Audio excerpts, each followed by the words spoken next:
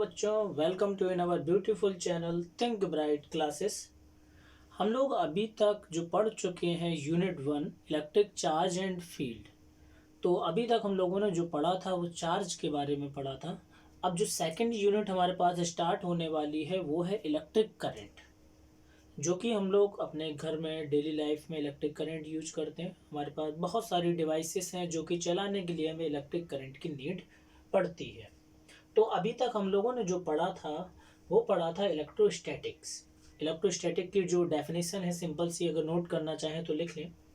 The branch of physics which deals with the study of charges at rest known as electrostatics. Known as electrostatics. तो देखें क्या होती है हमारे पास electrostatic की डेफिनेशन। देखो, पहले डेफिनेशन को नोट करना है, फिर उसको समझते हैं कि हमारे पास क्या था।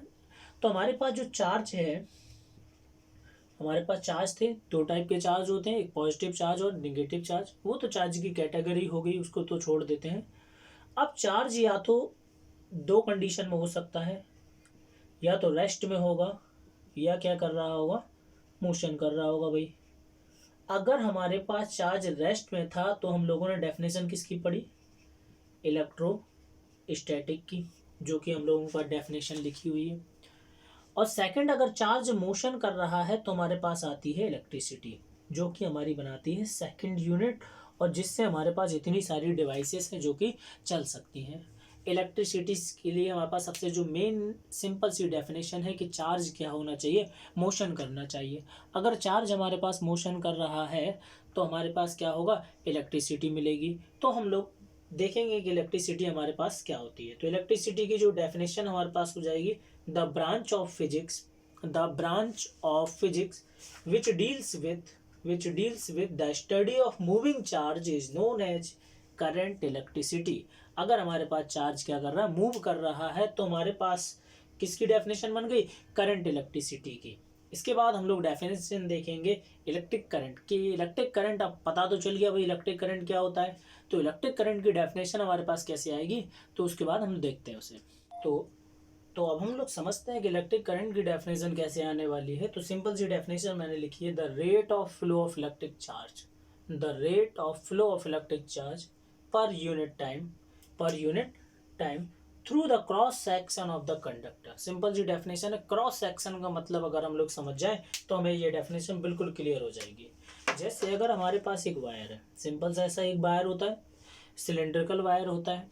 अगर मैं इसको ऐसे कट कर दूं, ठीक है, अगर मैं एक वायर को कट कर दूं तो मुझे क्या, वायर का एक ऐसा सर्कुलर फॉर्म दिखेगा, एक वायर का सर्कुलर फॉर्म दिखेगा। यही हमारे पास क्या है, क्रॉस सेक्शन है। दरअसल इसी को क्या बोलते हैं हम लोग, क्रॉस सेक्शन। जो कट करके हमने एक सर्कुलर जगह मिली, वही हमारे पास क्या है, क्रॉस सेक्शन है। इसको एक तरीके से ऐसे समझ लें कि हमारे पास मान लो एक गेट है, ऐसे ये वायर है और ये हमारे पास एक गेट है, जिससे मान लो इलेक्ट्रिक चार्ज निकल रहे हैं।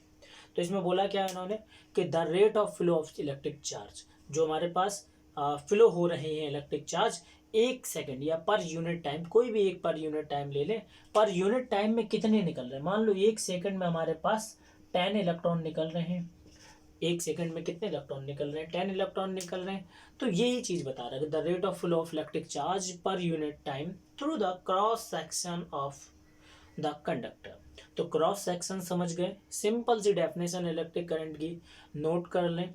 इसके बाद देखें कि इसको डिनोट किससे करते हैं, तो जानते हैं हम लोग, इट डिनोटेड बाई हमारे पास इसको आई से डिनोट करते हैं। इसको कैपिटल आई और स्मॉल आई दोनों से ही डिनोट किया जाता है, तो इसमें कोई कंफ्यूज होने की जरूरत नहीं है। इलेक्ट्रिक करंट को हम लोग आई से डिनोट करते हैं, चाहे वो कैपिटल हो चाहे वो स्मॉल हो, उससे फर्क नहीं पड़ता है। चले इसका फॉर्मूला बना लेते हैं। आई इक्वल टू अपने पास फॉर्मूला क्या होगा, क्यू अपॉन टी। ये हमारे पास नॉर्मल आई का फॉर्मूला हो गया, क्यू अपॉन टी, ये हमारे पास आई का फॉर्मूला है। चलिए इसकी यूनिट भी बना लें। यूनिट तो सिंपल होती है, यूनिट हमारे पास करंट की एक यूनिट हम लोग जानते हैं, हमारे पास क्या होती है, एम्पियर। एक तो ये साइंटिस्ट के नाम पे है, तो हमारे पास एक तो यूनिट होगी एम्पियर। अभी तक हम लोग चलो जो फॉर्मूले से यूनिट बनाते थे, यूनिट हम लोग देखो कैसे बना सकते हैं। आई इक्वल टू फॉर्मूला होता है क्यू अपॉन टी। चार्ज की यूनिट हो हमारे पास पता है क्या होती है, कूलाम्ब होती है, ठीक है। टाइम की यूनिट सभी लोग जानते हैं, कूलाम्ब पर सेकंड। तो आई का जो यूनिट बनता है हमारे पास एक और यूनिट क्या आ गया, कूलाम्ब पर सेकंड। इसके बाद हमारे पास एक और सिंपल सी चीज आती है कि इसकी डायमेंशन क्या होगी, इसकी डायमेंशन क्या होगी। अगर आप लोगों ने सिर्फ पहले वीडियो को पॉज करें, इसे पूरा नोट करें, फिर इसके बाद देखेंगे इसकी डायमेंशन हम लोग कैसे लिखेंगे। ओके, पॉज किया बेटा रे, ठीक है। चलिए इसकी डायमेंशन भी देख लेते हैं हम। तो डायमेंशन देखो हमारे पास क्या आने वाली है, डायमेंशन भी फॉर्मूले से ही बना लेंगे हम लोग। क्या होगी डायमेंशन, चार्ज की हमारे पास क्या होती है 80, टाइम की क्या होती है अपॉन टी, देखो टी से टी कैंसिल हो गया। वैसे भी हमारे पास जो इलेक्ट्रिक करंट है, करंट हमारे पास क्या होता है, अगर हम लोगों ने फर्स्ट ईयर में पढ़ा होगा पहला चैप्टर, हमारे पास क्या होता है, ये एक हमारे पास फंडामेंटल यूनिट होती है। करंट हमारे पास कैसी है, एक फंडामेंटल यूनिट में आती है, जैसे मास हो गया, लेंथ हो गई, इन सब चीज़ें जैसे फंडामेंटल यूनिट हमारे पास होती है, ठीक है। ये चीज़ हम लोग देख गए। हम लोगों ने अभी क्या देखा, करंट की डेफिनेशन देखी, फार्मूला देखा अभी हम लोगों ने, डायमेंशन देखा, यूनिट देखा। इसके बाद दो इम्पॉर्टेंट चीज़ें और आती हैं, इसको नोट कर लें, ठीक है बेटा रे, ओके। इसके बाद दो इम्पॉर्टेंट चीज़ें हमारे पास आती हैं, वो है हमारे पास एवरेज करंट और हमारे पास इंस्टेंटेनियस करंट। देखो एवरेज करंट अगर हमारे पास निकालने के लिए कभी आए, एवरेज करंट अगर हमारे पास निकालने के लिए आए तो फॉर्मूला होता है I equal to delta Q upon delta T. अगर यही हमारे पास एवरेज की जगह क्या आ जाता, इंस्टेंटेनियस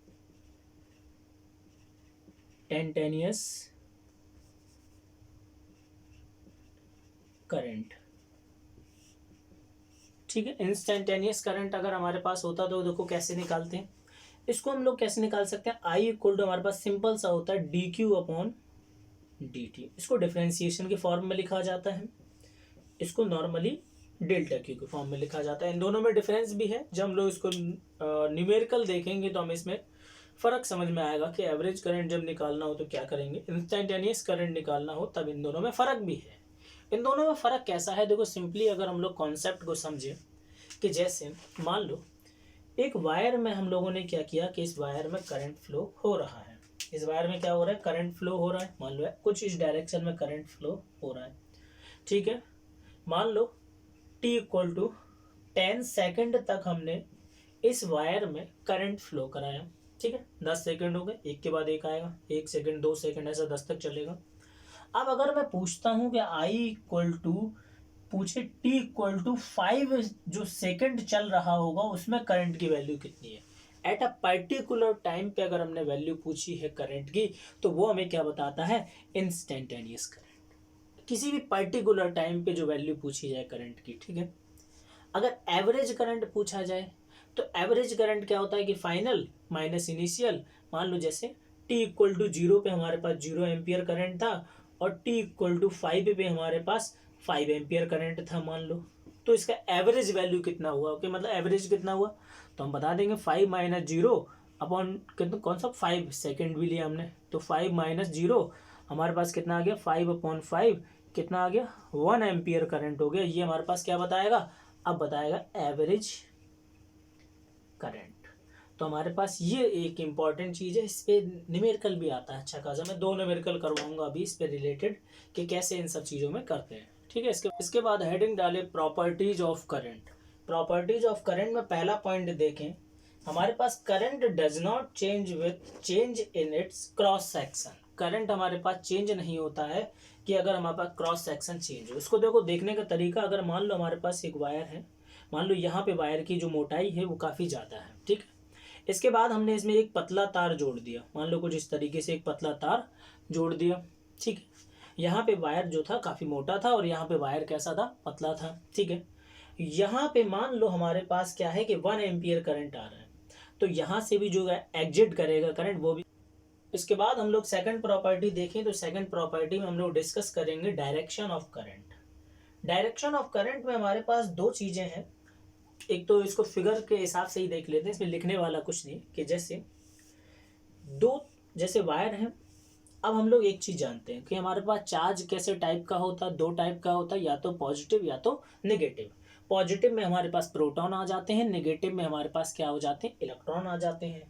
अगर हम लोग कन्वेंशनल करंट मतलब जो नॉर्मल डायरेक्शन ऑफ करंट हमारे पास होती है, वो होती है direction of flow of positive charge, कि जहाँ की ओर, जैसे मान लो एक वायर में पॉजिटिव और नेगेटिव दोनों ही होंगे, पॉजिटिव और नेगेटिव दोनों ही होंगे, ठीक है। अगर हम इलेक्ट्रॉन्स की बात करते हैं तो ये हमारे पास क्या है, ढेर सारे इलेक्ट्रॉन्स है, ठीक है। ठीक है भाई, कोई भी मेटल होगा, मेटल में प्रोटॉन्स भी होंगे मतलब पॉजिटिव चार्ज भी होगा, और इलेक्ट्रॉन्स मतलब नेगेटिव चार्ज भी होगा। तो अगर हम डायरेक्शन ऑफ करंट बताना चाहते हैं तो जिस डायरेक्शन में पॉजिटिव चार्ज चलते हैं, जिस डायरेक्शन में क्या पॉजिटिव चार्ज चलते हैं, डायरेक्शन ऑफ करंट भी क्या होती है, वही होती है। डायरेक्शन ऑफ करंट भी क्या होती है, वही होती है।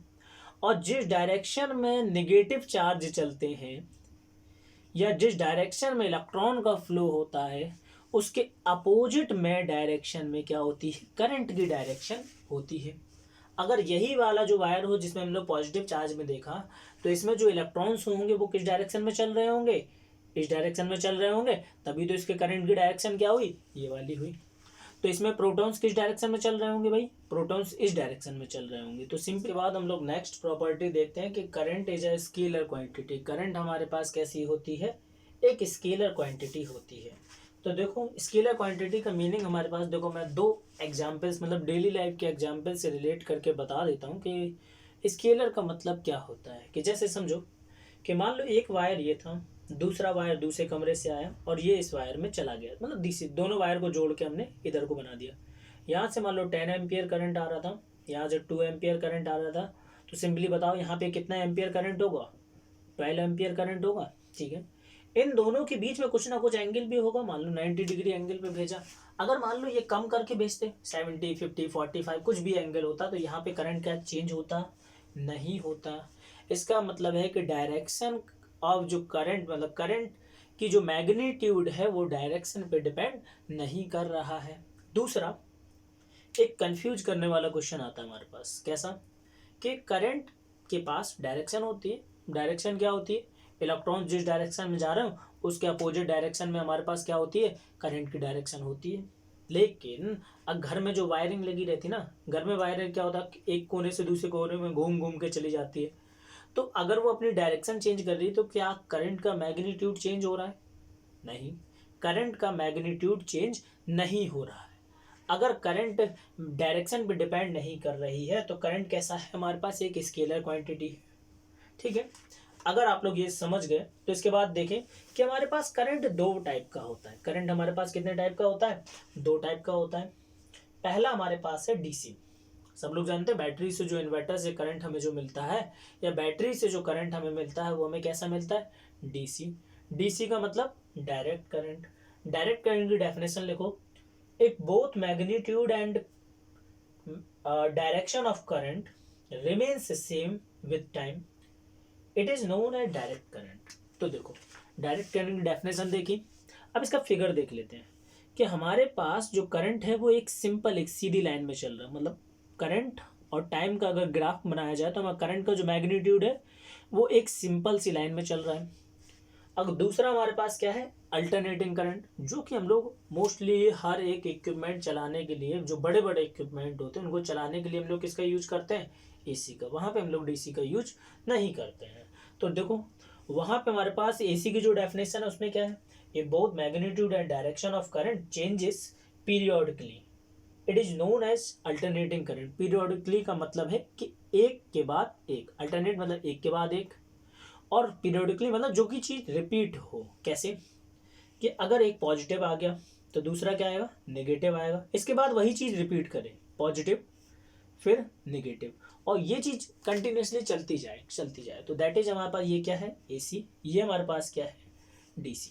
इसमें देखो डायरेक्शन का मतलब क्या होता है, डायरेक्शन का मतलब है कि या तो पॉजिटिव, डीसी में क्या रहता है कि अगर पॉजिटिव वैल्यू है, जैसे 5 वोल्ट की बैटरी लेके आए, अगर मैंने प्लस और माइनस जोड़ा मतलब जैसे नॉर्मली, या तो प्लस का 5 वोल्ट देगी, उल्टा करके बैटरी को जोड़ दो, या तो माइनस का 5 वोल्ट देगी। ऐसा नहीं होगा कि बैटरी में प्लस 5 वोल्ट भी दे और माइनस का 5 वोल्ट भी दे, अल्टरनेट चेंज नहीं होता है, तो डीसी नहीं होगा। और एसी में क्या होता है कि एक प्लस होगा एक माइनस, एक प्लस एक माइनस, ऐसा अल्टरनेटली चेंज होता रहता है। ठीक है, तो डीसी और एसी में डिफरेंस समझ में आया। ठीक है, इसके बाद हम लोग डिस्कस भी करेंगे नेक्स्ट लेक्चर में कि हमारा जो डीसी करंट है, डीसी करंट से हमें करंट क्यों नहीं लगता और एसी करंट से बढ़िया करंट क्यों लगता है ना। तो ये चीज़ हम लोग आगे जब चैप्टर को धीरे धीरे बढ़ाएंगे तो हम ये सारे हमारे पास डाउट्स जो मन में आते जाते हैं तो ये सारे क्लियर्स होते जाएंगे। अगर किसी को पता हो कि डीसी से करंट क्यों नहीं लगता है, एसी से करंट क्यों लगता है, तो बताएं, मतलब थोड़ा बहुत तो डिस्कस कर ही सकते हैं हम लोग जब लाइव क्लासेस लेंगे। ट्राई करेंगे कि सभी का नेट अगर अच्छा चल रहा हो तो हम लोग लाइव क्लासेस ले सकते हैं, है ना।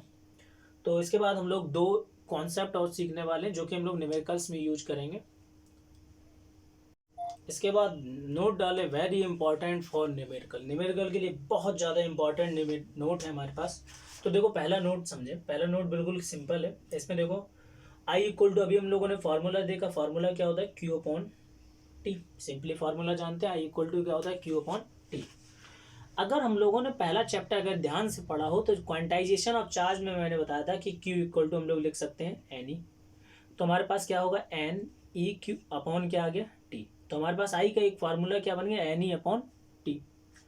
सेकेंड हमारे पास जो इंपॉर्टेंट न्यूमेरिकल आता है कि अगर हमारे पास कभी कोई इलेक्ट्रॉन एक सर्कुलर पाथ पे ट्रेवल कर रहा हो, मतलब एक वायर को कैसा ले लिया हमने, एक सर्कुलर वायर ले लिया जिसमें हमारे पास इलेक्ट्रॉन क्या कर रहा, एक कंप्लीट रेवोल्यूशन लगा रहा है।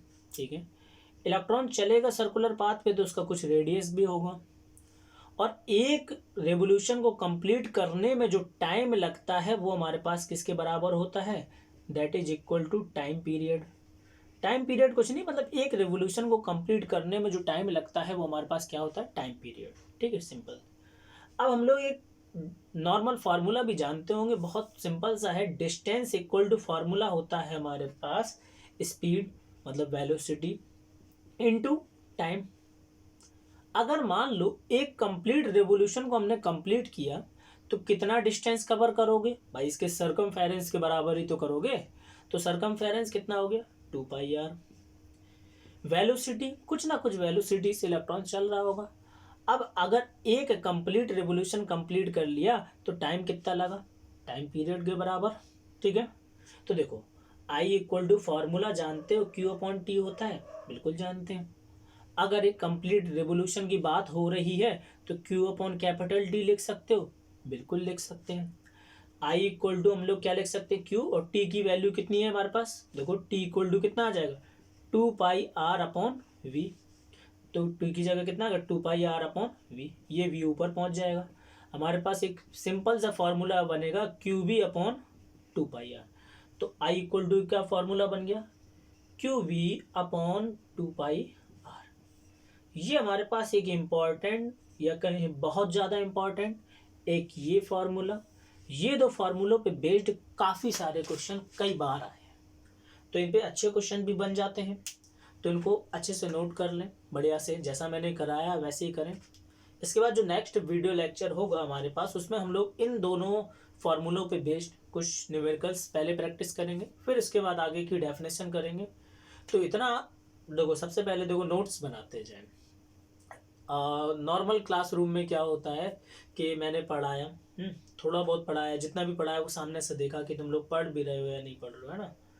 तो इसमें क्या है कि हम लोगों को जो पढ़ाया जा रहा है उसके नोट्स मतलब एक बार तो प्रैक्टिस करनी ही है उसकी, है ना। केवल सिर्फ देखने से चीज़ें समझ में नहीं आती है, देखने के बाद क्या है कि हम लोग जैसा मूवी की तरह देखा उसके बाद भूल गए, उसके बाद इतना कोशिश भी नहीं किया कि हम इसको क्या कर सकते हैं, इसको प्रैक्टिस की नीड है ना, प्रैक्टिस की नीड हमें क्या करनी होगी, इसमें करनी होगी। आई होप वीडियो अच्छी लगी होगी, वीडियो अच्छी लगी होगी तो ऐसे ही हम लोग कंटेंट देते रहेंगे, है। आप लोग भी बस मेहनत करते रहिए, इस टाइम को यूज करना है हम लोगों को।